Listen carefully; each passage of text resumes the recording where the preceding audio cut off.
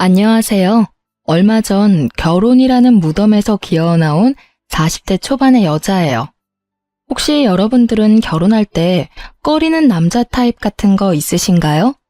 한 사람만 고른다면 저는 폭력적인 남성이었어요. 저는 순하게 생긴 외모와는 다르게 기가 좀 센 편이거든요. 둘이서 서로 치고받고 할지도 모르는 그런 타입이라 남자 사귈 때 꼭 술을 먹여서 확인했어요. 술 먹으면 보통 그런 숨겨진 성향이 나오는 법이니까요. 그런 제가 이혼 후에는 완전 달라졌어요. 마마보이, 그런 남자만 아니면 된다고 생각하고 있거든요. 여러분의 짐작대로 저와 이혼한 전 남편이 마마보이였어요.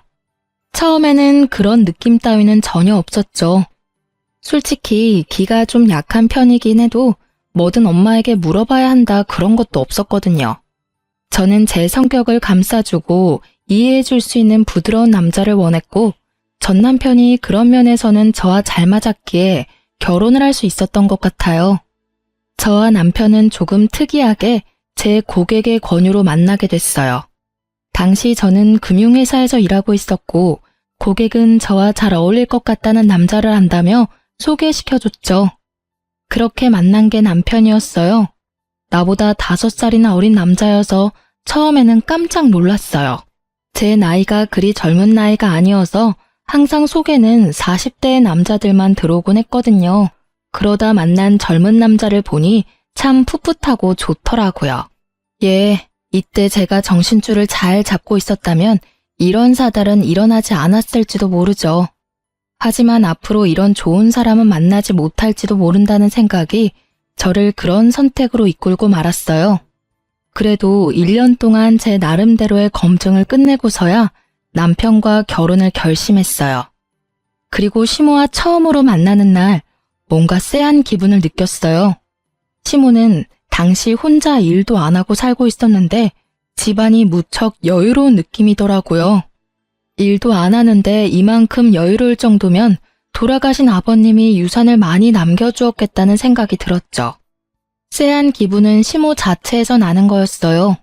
마치 저를 품평하는 듯한 눈빛에 사람을 아래로 보는 그런 시선까지 딱 제가 싫어하는 것들만 모아놓은 사람이 시모였어요. 솔직히 이렇게 유약한 남편에게 이런 시모가 있을 거라곤 상상도 못했었거든요. 시모는 저를 보더니 흡족한 듯 빨리 상견례 날을 잡으라고 하더군요. 어차피 결혼할 생각을 하고 있었기에 날짜를 잡기로 했죠.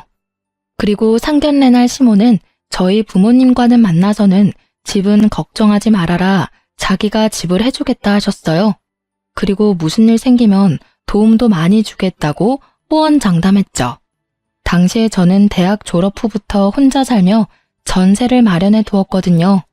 방 한 칸부터 시작해서 지금은 방 3칸에 30평대쯤 되는 전셋집을 가지고 있었죠.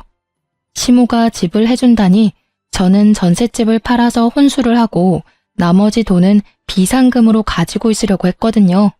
그런데 결혼식이 다 되어가도록 시모는 집에 대해서는 아무 말도 않더라고요. 나중에 시모에게 직접적으로 물었더니 아들이 모아놓은 돈이 없으니 일단은 제가 살고 있는 전셋집에서 살고 있으라고 하더라고요. 그러고는 결혼 후까지 입을 싹 닫아버리더라고요. 그렇게 시모에게 사기 아닌 사기를 당하며 저의 결혼 생활은 시작됐어요. 결혼을 하면 우선 경제권을 어떻게 할지 결정하잖아요.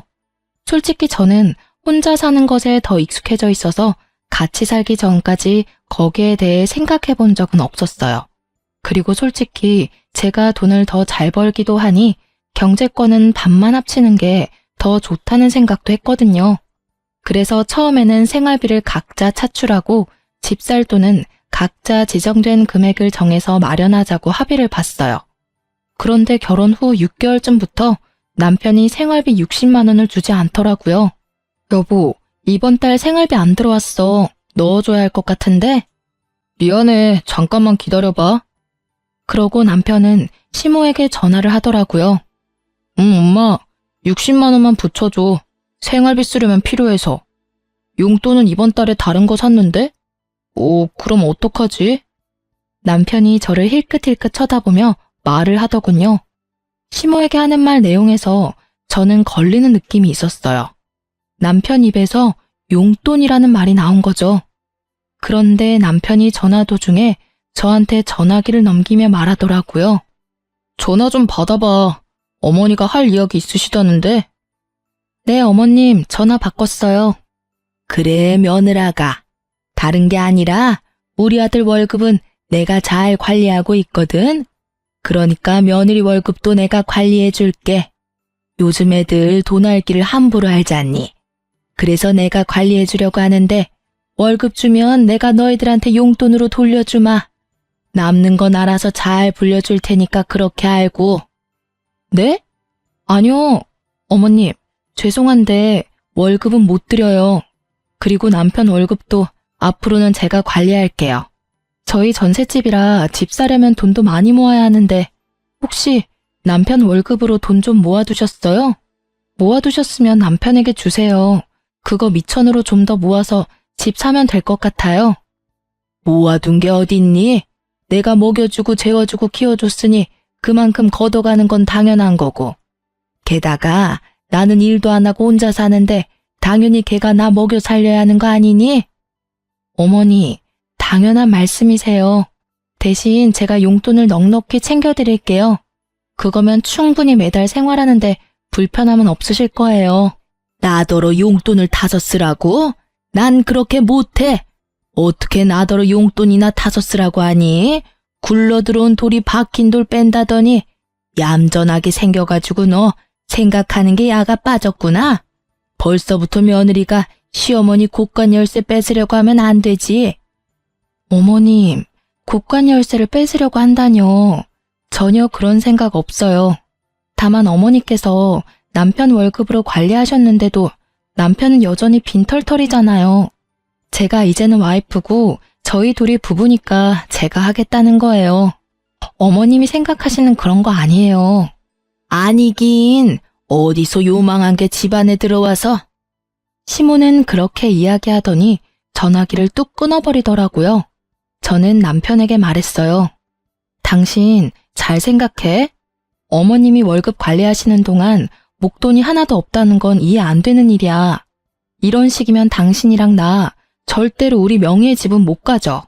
그러니까 당장 다음 달 월급부터는 절대로 어머님한테 드리지 마. 내가 알아서 목돈 만들어 줄게. 어떻게 그런 식으로 말을 해? 엄마한테. 그럼 이렇게 생각해. 당신이 어머님한테 용돈으로 두둑히 드린다고 당신 월급에서 100만 원 어머님한테 드리고 지금처럼 60만 원은 자기가 용돈으로 쓰고 나머지는 다 적금 넣자. 그래야 우리 집 살 수 있어. 응? 대신 생활비는 내 월급으로 할게. 어때? 제 말에 남편이 흔들리더라고요. 결국 제가 남편 월급을 관리하게 됐어요. 그리고 그 이후 시모가 전화 와서는 쌍욕을 날리시더라고요. 네가 감히 나한테 이런 짓 하고도 무사할 줄 아니? 어디서 남의 돈을 뺏어가? 꼴랑 100만 원 주고 생색 내겠다 이거지? 생색이 아니에요. 그 정도 받으시면 생활은 가능하시잖아요. 큰 돈 드는 건 저희한테 말씀하시면 최대한 도와드릴게요. 그러니까 더 이상 남편한테 압박 넣지 마세요. 시모는 분하다며 말을 잇지 못하다가 전화를 끊어버리더라고요. 저랑 할 이야기 없다 이거죠.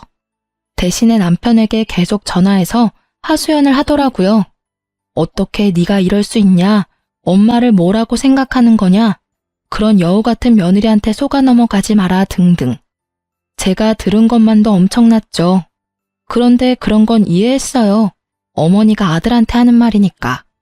그런데 제가 참지 못할 일이 벌어졌어요. 그때는 남편 사촌의 결혼식이 있던 날이었어요.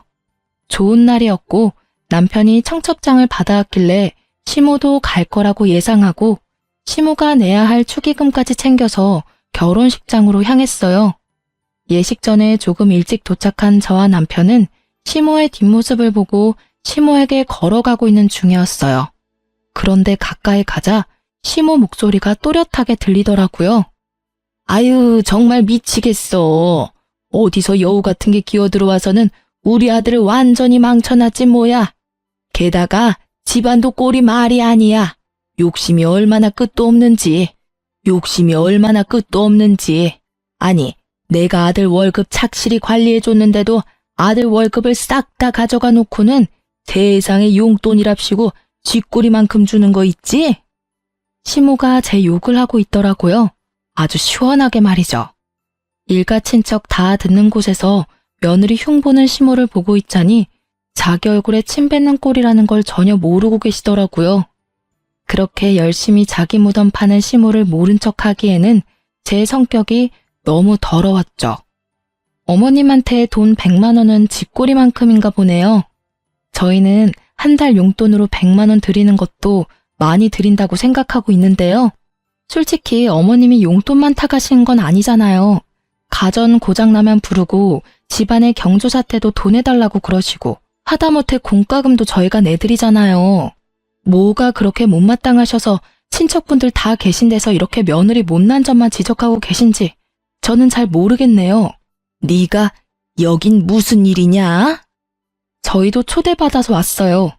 어머님이 알고 계실 거라고 생각하고 말을 안 드리긴 했는데 이렇게 어머님이 못마땅해하는 점도 알게 돼서 어찌 보면 다행이기도 하네요.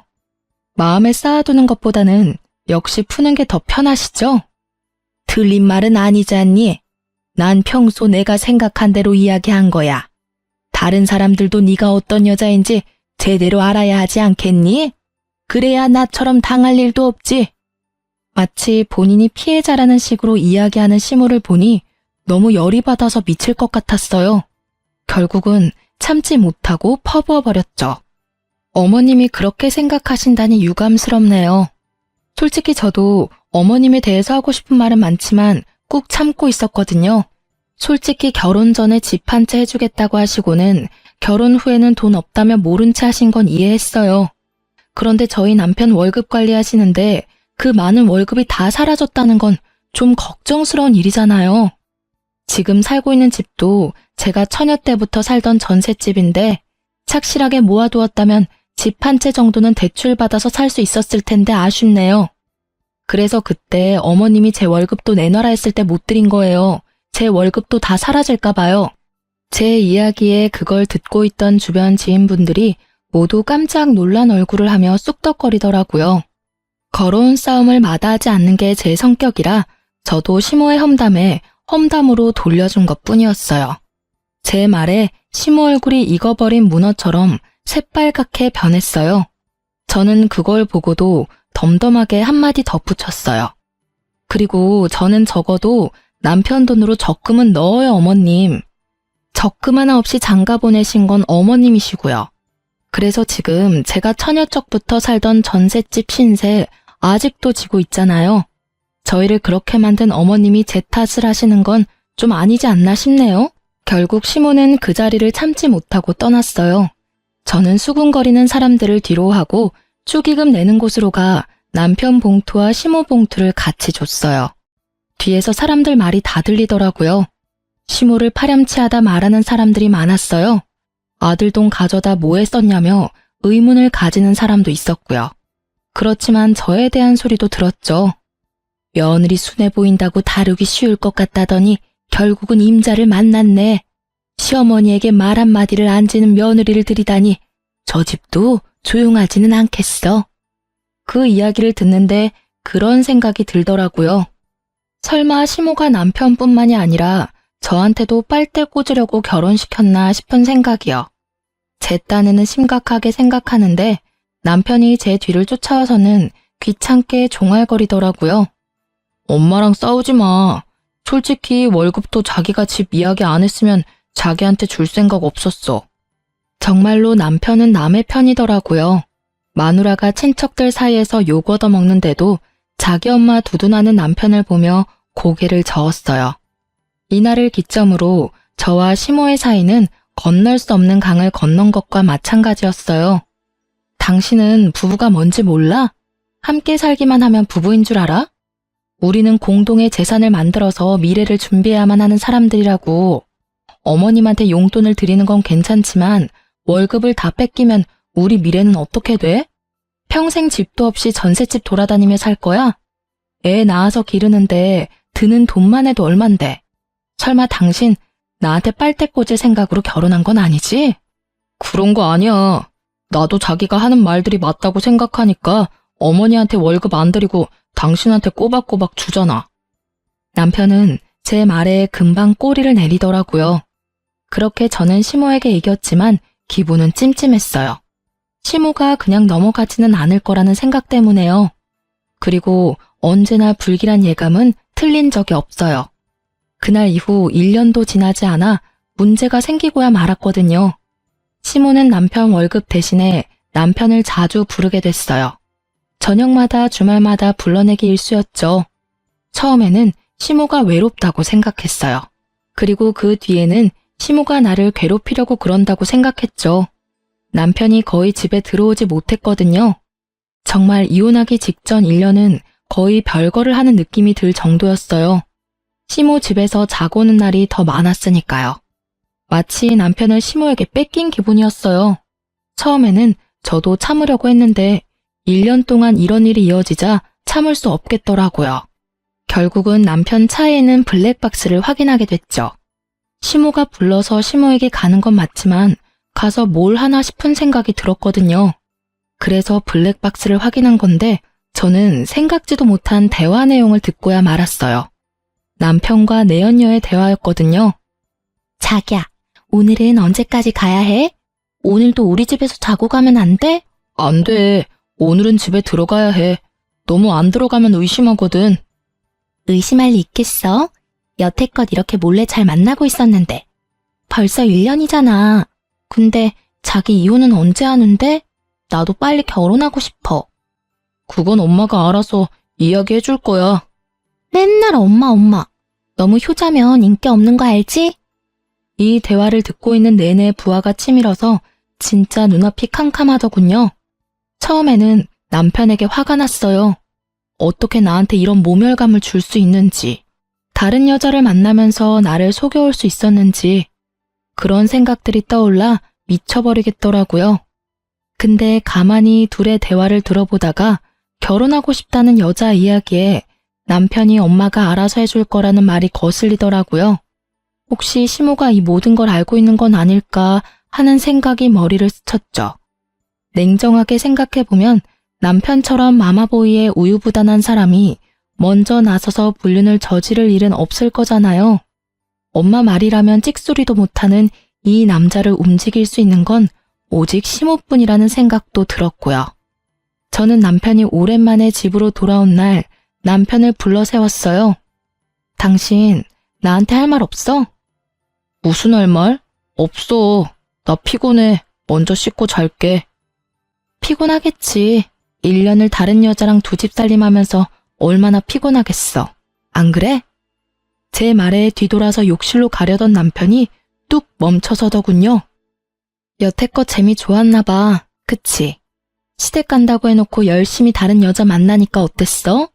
막 짜릿하고 기분 좋고 그래? 그걸 당신이 어떻게 알았어? 이제 이야기할 마음이 들었나 보네. 내가 어디서 어떻게 알았든 지금 중요한 건 그게 아니지. 네가 불륜을 저질렀다는 게 중요한 거잖아. 너 진짜 날 뭐라고 생각하는 거야? 1년 동안 별거 하듯 지낸 것도 다 그 여자 때문이지? 그 여자 누구야? 어떻게 만난 사이인데 뭐라고 말이라도 좀 해. 답답해서 돌아버리겠으니까. 난 할 말 없어. 그냥 당신이 보고 들은 그대로야. 나 다른 사람 만나는 것도 맞고 당신 배신한 것도 맞아. 그게 그렇게 당당하게 할 말이야? 적어도 미안하다는 말부터 해야 하는 거 아니야? 왜 아무 생각이 없어? 미안하다는 생각도 안 들어? 그런 거면 너 진짜 인간 쓰레기야. 나한테 소리 지르지 마. 나도 엄마가 시켜서 한 거라고. 그러게 처음부터 엄마 하라는 대로 했으면 이런 일 없었을 거 아니야. 이렇게 된 건 당신 탓도 크다고. 알아? 어디서 큰 소리를 쳐. 그래서 엄마가 시키는 대로 한 너는 잘못 없다 이거야? 웃기지 마. 너희 엄마가 불륜을 저지르라고 말했더라도 네가 양심이 있는 새끼면 안 된다고 말했어야지. 좋다고 다른 여자랑 붙어먹고는 뭐? 엄마가 시켜서 한 일이라고? 네가 애야? 너 중학교 다니는 꼬맹이니? 그래서 엄마가 시켜서 마누라 배신하고 나니까 기분이 좋아? 엄마가 하라는 대로 하는 게 편하잖아. 당신이랑 결혼한 것도 엄마가 원해서 한 거야. 엄마 아니었으면 너랑 결혼도 못했어. 그건 알고 이렇게 화내는 거야? 이 대목에서 저는 제대로 한 대 맞은 기분이었어요. 이 남자는 저를 사랑하지도 않는데 시모의 말 하나로 결혼을 한 거였어요. 처음부터 시모의 타겟이었다는 것이 너무 참을 수 없을 만큼 분하고 끔찍했어요. 야, 이 미친 새끼야. 그걸 말이라고 지금. 그래서 이 결혼 다 무효다 이거야? 와, 진짜 사람 열받게 만드는데 재주 있네? 만약에 네가 정말로 엄마가 시켜서 나랑 결혼한 거면 너 조만간 네 인생 망치게 될 거야. 어머님이 네 인생 대신 잘 살아줄 것 같니? 절대로 아니거든? 그런 거였으면 널 땡전 한 푼 없이 장가 보내는 짓도 하지 않았겠지. 네 월급이 여태껏 어디로 갔는지 궁금하지도 않아? 네 어머니가 널 그런 식으로 망치고 있는데도 끝까지 엄마. 그리고 네가 이딴 식으로 행동하면서도 죄책감 하나 안 드는 이유는 어머니가 시켜서 하고 있어서라는 핑계 때문이겠지만 나한테 실제로 상처 준 사람은 너야. 나쁜 놈은 너라고. 저는 남편과 대화를 할수록 열이 받는 걸 참을 수 없었어요. 다 됐고 우리 이혼해. 사랑도 없고 정도 없고 우리 사이에 뭐가 남았어? 만나는 여자랑 잘해봐. 대신 나는 당신 유책 배우자로 이혼 소송할 거니까 그렇게 알고 있어. 하긴 당신한테 이혼 말해서 뭐해? 어차피 이혼도 너희 엄마랑 이야기해야 되는 거잖아. 그렇지? 그리고 지금 당장 내 집에서 나가. 이 집에 한 줌의 기여조차 없는 당신은 여기 있을 자격도 없거든? 나갈 때 내가 준 건 다 놔두고 네가 가지고 온 것들만 두고 나가. 남편은 주섬주섬 물건들을 챙기더니 미안한 기색도 없이 집에서 나가더라고요. 그 뒤통수를 보니 열받더라고요. 그런데 1시간쯤 뒤에 시모에게 전화가 오더라고요. 남편이 시댁에 가서 다 말했구나 싶어서 전화를 받았죠. 그래, 나다. 너희 이혼하기로 했다면서? 잘 생각했다. 내가 봐도 너희 잘 안 어울려. 그러니까 앞으로 아들 월급은 가져갈 생각하지 마. 알았니? 지금 그걸 말이라고 하세요? 따지고 보면 이 이혼도 어머님이 다 만든 거잖아요. 남편이 자기 입으로 이야기 다 했어요. 이 여자도 어머님이 소개해줬다고. 어떻게 아들을 불륜남으로 만들어서 이혼시킬 수가 있어요? 그게 안 되는 이유라도 있니? 지가 싫었으면 그렇게 안 하면 될 일이었어. 그런데 좋다고 다른 여자 만난 거 보면 너하고 같이 살기가 싫었나 보지. 난 그렇게 생각해. 내가 뭐라 말하든 걔가 싫으면 안 하면 그만이야. 그런데 걔가 그런 행동하는 건 다 걔가 그럴 만한 사정이 있어서 그런 거라는 생각은 안 드니? 나는 아들한테 조언한 것밖에 없어. 세상에 여자가 어디 너뿐이니? 더 좋은 여자도 얼마나 많은데. 그러게 처음부터 내 말을 잘 들었으면 이런 일도 없었을 거잖니? 네 인생에 오점을 남긴 건 다 네 탓이야. 그 이야기를 듣고 있노라니 남편 상간녀의 목소리가 떠오르더라고요. 그 여자는 알까요? 시모가 노리고 있다는 것을? 살다 상간녀가 측은하기는 처음이었어요. 그렇지만 그 여자도 다 알고 이 계획에 편승했잖아요. 그런 점에서는 그 여자도 자기가 직접 당해보면 알겠죠. 저는 시모에게 말했어요. 아들이 귀한 건지 아들이 가져다주는 월급이 귀한 건지는 모르겠지만 어차피 이혼하기로 했으니까 이혼 서류 작성해요. 그리고 저는 절대로 합의 못 봐요. 무조건 소송 가서 부당하게 제가 당한 건 다 돌려받을 거예요. 그렇게 알고 계세요. 저는 그렇게 이야기하고 전화를 끊어버렸어요. 목소리를 듣고 있으니 맨정신을 유지하기가 너무 힘들었거든요.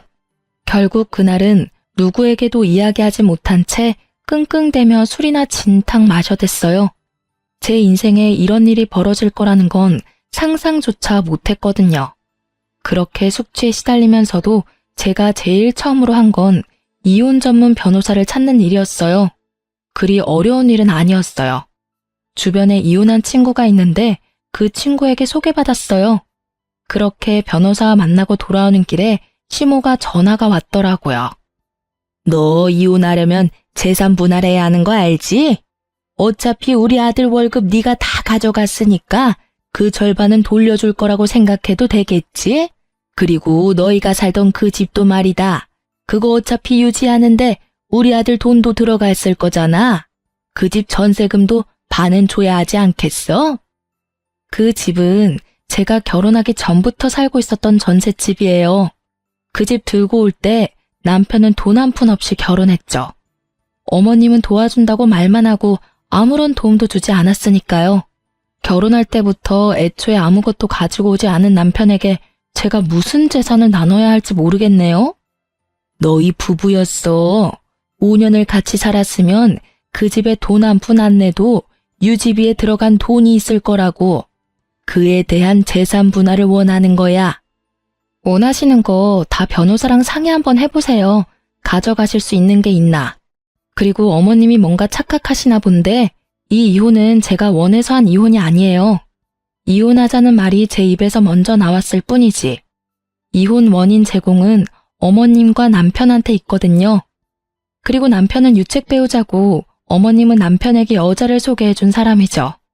그래서 어머님 상대로도 위자료 소송할 거고 그 여자 상대로도 위자료 소송할 거예요. 돈이 생기더라도 다 다시 저한테 돌아올 수밖에 없을 거예요. 이혼을 하게 된 원인이 왜 우리 아들이고 나야? 네가 문제지. 네가 나한테 한 짓들을 알고도 법원이 네 손을 들어주겠어? 그러니까 다 법대로 하시자고요. 저는 더 이상 어머님하고 할 말 없어요. 뭘 알고 계셔야 답이라도 하지. 아무것도 모르고 계시는데 무슨. 변호사랑 상의하세요. 전화를 끊고 나니 화딱지가 나더군요. 이혼하게 된 것도 열받고 짜증나는데 제가 가진 재산마저 반으로 나누자니 더 열받더라고요. 솔직히 남편 월급 중에 절반은 시모가 가져간 거나 다름없거든요. 남편 월급이 여태 어떻게 쓰였는지 알면 도리어 나한테 돈을 줘도 모자랄 판이건만. 그렇게 시모와의 전화통화를 끊었는데 모르는 번호로 전화가 오더라고요. 무시하려다가 혹시나 해서 전화를 받았는데 남편 상간녀가 전화가 왔더라고요. 만나서 할 이야기 있다고 해서 저도 그 여자한테 충고나 해줄까 싶어 나갔어요. 저는 그 여자 얼굴도 몰랐는데 그 여자는 제 얼굴을 알고 있더군요. 그런데 그 여자를 보는 순간 아 하는 소리가 절로 나왔어요. 얼굴이 무척 순하게 생겼더군요. 남 싫어하는 소리는 못할 것처럼 순둥순둥하게 생긴 얼굴이 시모가 딱 좋아할 것처럼 보였죠. 이 여자가 새로운 시모의 호구구나 싶었거든요. 그런데 저를 여기까지 불러낼 정도면 시모가 원하는 그런 순한 여자는 아니다 싶었어요. 무슨 일 때문에 보자고 하셨나요? 그 사람 이제 좀 놔주세요. 솔직히 1년도 더 넘게 부부다운 생활 못 하셨잖아요. 그 사람 이제 제 사람이에요.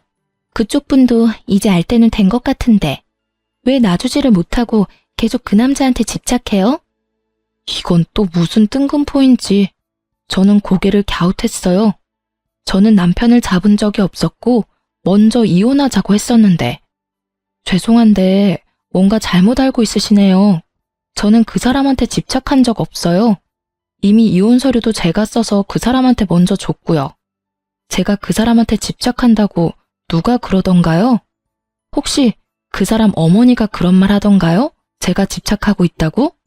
그래서 그 어머니 몰래 여기 나 부른 거고. 여자는 대답도 못하고 빤히 쳐다만 보더라고요. 자기가 섣부르게 행동했다는 생각이 있었겠죠. 저는 그 여자 몰래 핸드폰을 켜서 녹음 먼저 했어요. 아가씨, 솔직하게 말해봐요. 제 남편 만난 거 그 사람 어머니 때문이죠? 중간에서 누가 소개를 해주고 싶다고 하던가요? 좋은 사람 있다고? 상간녀는 여전히 입을 다물고 있더군요. 입을 열면 불리하다는 생각을 했나 봐요. 내가 이런 말하면 어떻게 비칠 줄 알긴 하는데 말하지 않고 넘어갈 수는 없을 것 같아요. 제 남편 어머니 보통 사람 아니에요. 사람을 돈으로 보는 경향이 있거든요. 저희 헤어진 것도 남편이 당신이랑 바람나서 헤어진 게 아니라 시어머니가 남편에게 당신을 소개해줘서 저랑 남편이랑 헤어지게 만든 거예요. 그게 뭐가 문제죠? 어머님은 저한테 며느리가 너무 못됐다고 하셨거든요. 아들을 구속하고 집착하고 월급까지 가져가는 도둑이라고요. 그런 여자라면 당연히 엄마라면 떼어놓고 싶겠죠. 저는 속으로 웃음이 나더군요. 시모는 또 꽝을 뽑으셨더라고요. 이 정도로 당당한 여자가 시모가 하는 대로 놔둘 리 없죠. 그래요? 그럼 결혼 전에 약속받으신 건 뭐가 있어요? 집을 해준다던가요? 돈을 해준다던가요? 그걸 왜 당신한테 말해야 하죠? 저한테는 집도 주고 돈도 주신다고 하셨는데 결혼식 이후에 입 싹 닫으셨거든요. 그리고 그 월급 이야기도 안 할 수 없네요. 결혼 전에 남편 월급을 시어머니가 관리했어요. 그런데 결혼할 때 돈 한 푼 없이 저한테 왔어요. 어머니가 관리해 주셨다면 당연히 목돈이 있어야 하는데 한 푼도 없는 것이 이상하다 싶었는데 다 쓰셨더라고요. 남편한테는 달랑 60만 원 용돈 주면서 그러더니 저한테 제 월급도 관리해 주겠다고 하시더라고요. 이제 무슨 말인지 아시겠어요? 전 그런 거 안 믿어요. 솔직히 헤어지는 마당에 무슨 말인들 못하겠어요. 그냥 이혼이나 빨리 해줘요. 저한테 이상한 이야기 하지 마시고요. 이혼은 소송 들어갈 거예요. 그리고 이런 이야기 일부러 해주는 거예요. 충고. 당신은 나처럼 되지 말라는 충고. 그 시어머니 본성 알면 결혼 생각도 못할 텐데. 용감하시네요. 저는 그 집안 사람들에게 두 손 두 발 다 들었으니 당신은 잘해보세요. 또 모르죠. 말 잘 들으면 길게 갈지도? 조언을 해준데도 들을 생각이 없는 상간녀를 보며 저는 미련 없이 자리 떠났어요. 상간녀의 눈빛에 가득한 불신의 기운이 참으로 안타깝게 느껴지긴 했죠. 하지만 상간녀가 남편이 유부남인 거 알고 만났다는 증거만 있으면 저야 앞으로 그녀에게 일어날 일들 같은 건 신경도 안 쓰이니까요. 이미 충고해줬는데도 들을 생각 없으니 자기 팔자인 거죠. 그렇게 상간녀와 헤어지고 저는 이혼 소송에 집중했어요. 사실 남편 앞으로 모아둔 목돈이 있었거든요. 남편 월급 중에 시모에게 들어가는 돈과 남편에게 들어가는 돈을 제외한 나머지 돈은 모조리 저축해두었는데 그게 참 아깝다는 생각이 들었어요. 왜냐면 제 월급은 오롯이 생활비로 다 빠져나갔거든요. 그래서 돈을 모을 틈이 없었어요. 시모와 남편은 그 돈의 존재를 알고 나서는 그 돈 내놓으라며 난리였어요. 통장 비밀번호를 제가 알고 있었거든요. 저는 일단 그 통장 비밀번호를 남편에게 알려줬어요. 거의 5천만 원 정도였는데 남편에게는 이야기했죠. 시모에게 이 돈 주면 당신은 이 돈 만져보지도 못하고 날릴 거라고요. 그랬더니 잘 가지고 있는 모양이더라고요. 제가 이런 일을 한 이유는 따로 있었어요. 이혼 소송이 끝나고 판결이 났는데 제가 그 목돈을 다 가져오게 됐거든요. 시모에게 뺏기면 본전도 못 찾을 것 같아서 남편에게 그렇게 말해뒀는데 어찌 잘 돼서 그 돈은 그대로 저에게 돌아오게 됐어요. 이유는 그거였어요. 일단 남편이 유책 배우자라서 제게 위자료를 지급하라는 판결이 났고요. 남편과의 재산 분할에서도 실질적인 결혼 생활이 얼마 되지 않아서 결혼 전 가지고 온 재산은 재산 분할에 속하지 않았기에 전세금은 남편에게 주지 않아도 됐었어요. 다만 결혼 후에 만들어진 재산인 남편 명의의 목돈은 저도 나눠 가지게 됐거든요. 그리고 저는 상간녀 위자료 소송이랑 시모에게도 위자료 소송을 진행했어요. 저희 혼인의 파탄이 시모에게도 있다는 점을 이용했거든요. 결국 남편과 상간녀 시모에게는 위자료 폭탄이 떨어진 셈이었죠. 그래도 남남이 되니 오히려 마음이 편하더라고요. 그렇게 이혼이 완료되고 나서 남편은 바로 재혼했어요. 제가 주의를 줬는데도 남편과 결혼을 덥석해버린 상간녀의 소식이 너무 궁금해서 그 뒤에 수소문을 봤거든요. 알고 보니 상간녀도 시모에게 집을 해주겠다는 이야기를 들었다고 하더라고요. 시모도 해주려는 생각은 있었을지도 모르죠. 남편이 저와 이혼하면서 나누게 될 재산으로요. 그런데 막상 뚜껑 열고 보니 도리어 저한테 돈을 줘야 하는 상황이 되었잖아요. 결국 상간녀에게 시댁에 들어와 살라고 했대요. 그러고는 저와 비슷한 순서로 일이 진행됐더라고요. 그 여자는 저보다 더 심했죠. 같이 살아야 했잖아요. 그리고 상간녀 위자료도 저한테 줘야 했으니 남편 월급 떼이는 거 확인하고서야 아차 싶었나 보더라고요. 자기 월급까지 달라는 시모를 피하는 게 힘들었는지 결국은 남편과 빛과 같은 속도로 이혼했다고 하더라고요. 그렇게 될 줄 알고 충고까지 해줬건만 결국 몇 달 못 살고 헤어질 거 뭐하러 결혼까지 했을까 싶었어요. 그것도 자기 팔자인 거죠. 전 남편은 두 번째 이혼 이후에 술을 먹고는 저를 찾아왔더라고요. 당신이 다 옳았어. 엄마가 나를 망치고 있었어. 내 인생은 이제 완전히 망가졌다고. 왜 여기 와서 이런 소리 해? 나 이제 당신 와이프 아니야. 당신도 내 남편 아니고. 그럼 누구한테 가서 이야기해? 두 번째 와이프는 석 달 만에 이혼하자고 하고는 아예 도망치듯이 나가버렸어. 게다가 나는 빈털털이고. 당분간은 위자료 때문에 계속 돈이 나가겠지. 그 여자 위자료도 내가 내주고 있었거든. 근데 어쩌나? 나 얼마 전에 회사 그만뒀거든. 그래서 당신한테 위자료 지급 못할 수도 있어. 회사를 그만둬? 뭐 때문에?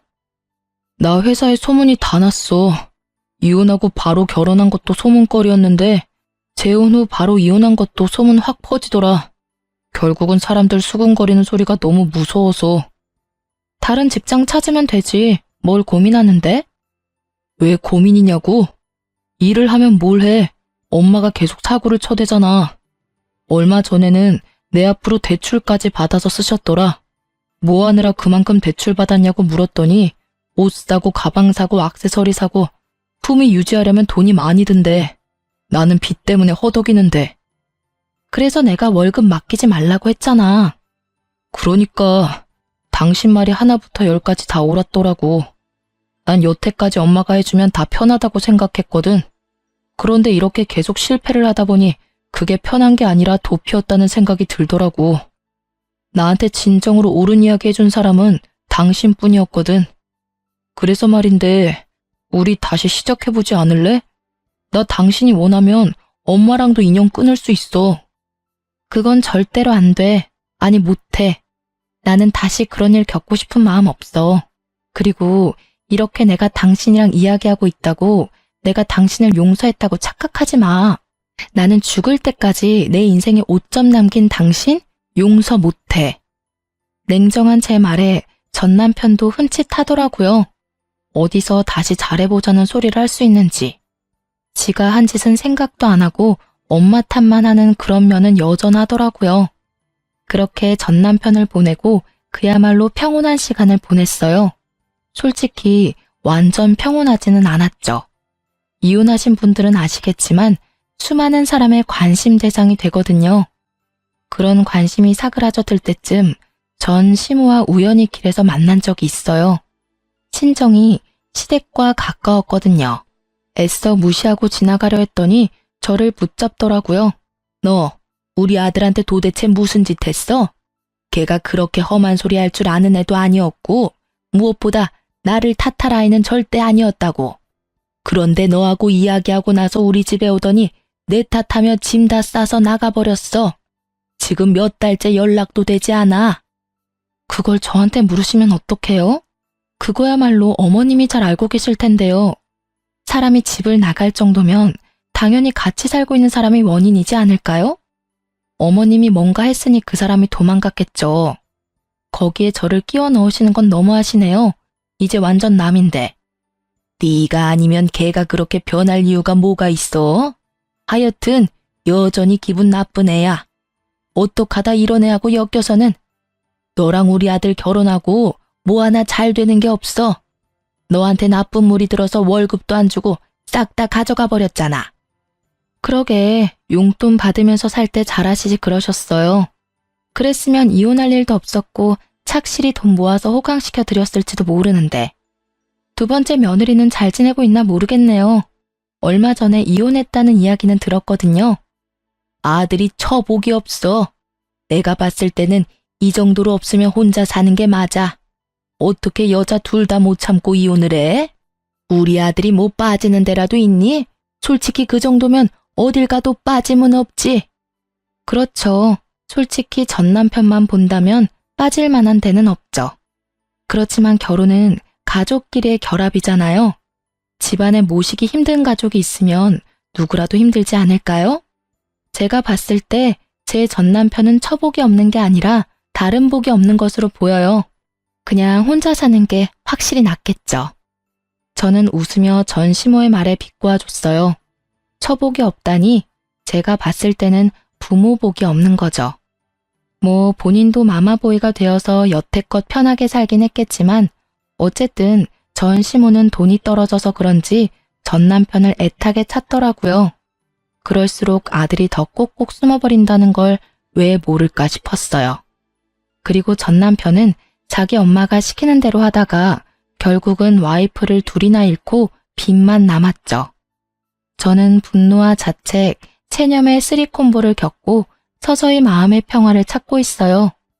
이따금 그때의 기억이 떠오르며 열받을 때도 있지만 그래도 그때와 비교하면 마음고생은 전혀 없으니까요.